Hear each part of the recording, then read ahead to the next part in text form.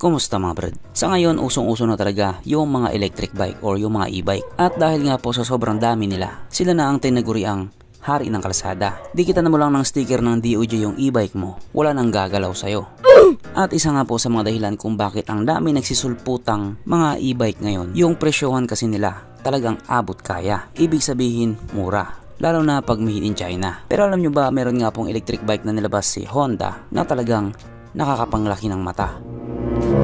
Yes po, talagang lalaki yung mata mo at tataas yung kilay mo. Mamaya pag-usapan natin yan. Pagdating nga po sa looks, napaka-aesthetic niya. Sa biglaang tingin, hindi mo akalaing electric bike siya. Kasi nga yung datingan niya, para lang siyang isang 125cc na scooter.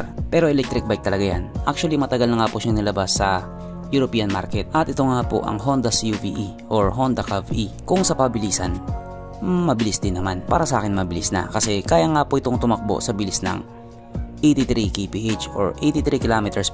Pero syempre para sa iba, mabagal yun. Sa Pilipinas tayo, dapat yung kaya manghabol ng Fortuner.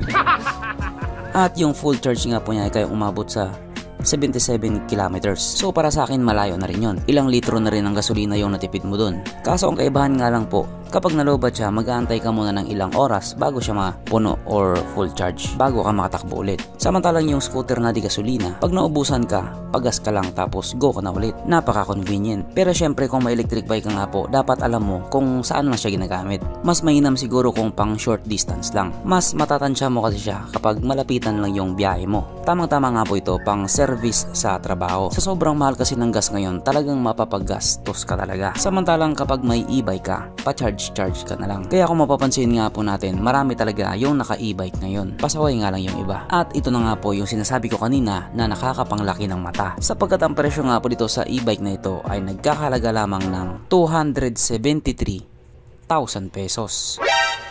Hindi, wow. O diba? Talagang nakakapanlaki ng mata. Sa ganong kalaking halaga kasi, ang dami mo nang mabibili na medyo, hindi nga medyo mga magagandang motor na talaga kung gugustuhin mo. Kaya marami po talaga ang nagsasabing napakamahal daw nito. Parang masyado na naman daw nawiwili yung mga kamuting ahente. Kung ikaw ang tatanungin ko Brad, kung meron kang 273,000 pesos, bibili ka ba nito?